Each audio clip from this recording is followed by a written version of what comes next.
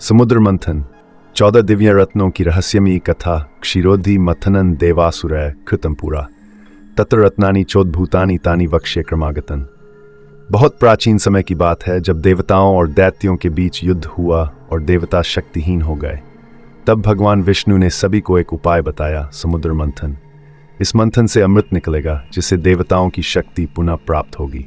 परंतु अमृत पाने के लिए देवताओं और असुरों को मिलकर इस महासागर को मथना था।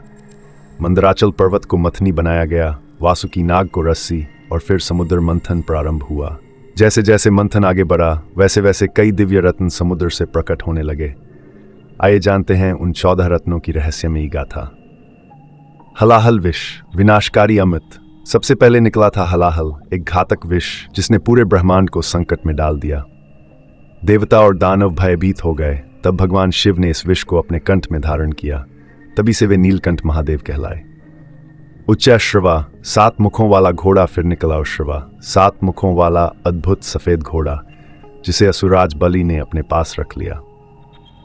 ऐरावत, 4 दांतों वाला दिव्य हाथी। इसके बाद प्रकट हुआ ऐरावत, एक अद्भुत श्वेत हाथी जिसके 4 दांत थे।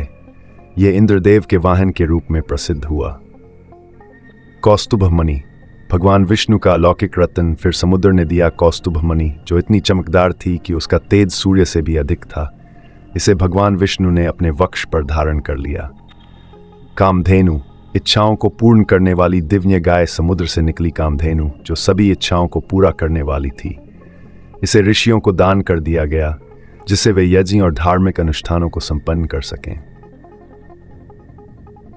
कल्पवृक्ष, सभी इच्छाओं की पूर्ति करने वाला वृक्ष। इसके बाद निकला कल्पवृक्ष जो किसी भी इच्छा को पूर्ण कर सकता था। इसे देवराज इंद्र ने स्वर्ग लोक में स्थापित कर लिया। देवी लक्ष्मी, श्री स्वरूपा मां, तभी समुद्र से प्रकट हुई मां लक्ष्मी जिनके रूप और तेज को देखकर सभी देवता मोहित हो गए। परंतु उन्होंने स्वयं भगवान विष्णु को अपने पति के रूप में चुना। तभी से वे श्रीहरि की अर्धांगिनी बनी और सदा उनके साथ रहने लगी। रंभा, स्वर्ग की अप्सरा। इसके बाद समुद्र मंथन से रंभा अप्सरा उत्पन्न हुई जिन्हें इंद्र ने अपने स्वर्गलोक में स्थान दिया।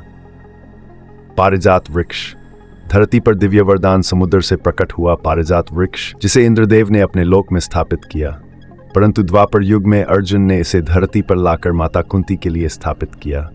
आज इसे बाराबंकी में देखा जाता है। वारुणी देवी, जल की देवी। इसके बाद निकली वारुणी देवी जो मदिरा की देवी भी कहलाती हैं। इन्हें असुरों ने अपने पक्ष में ले लिया। शंख, श्रीहरि का दिव्य घोष। फिर समुद्र से निकला शंख जिसे भगवान विष्णु ने धारण किया और युद्ध में इसे बजाने से विजय की घोषणा होने लगी। चंद्र, भगवान शिव के मस्तक का आभूषण। इसके बाद समुद्र से प्रकट हुआ चंद्र जिसे भगवान शिव ने अपने मस्तक पर धारण किया। तभी से वे चंद्रशेखर कहलाए।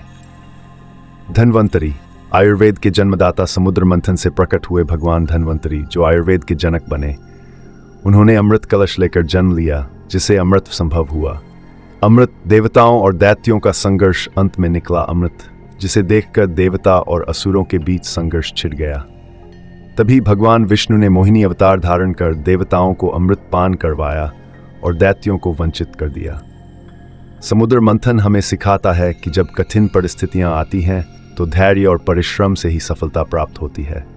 जीवन में संघर्ष के बाद ही सच्चे रत्न प्राप्त होते हैं।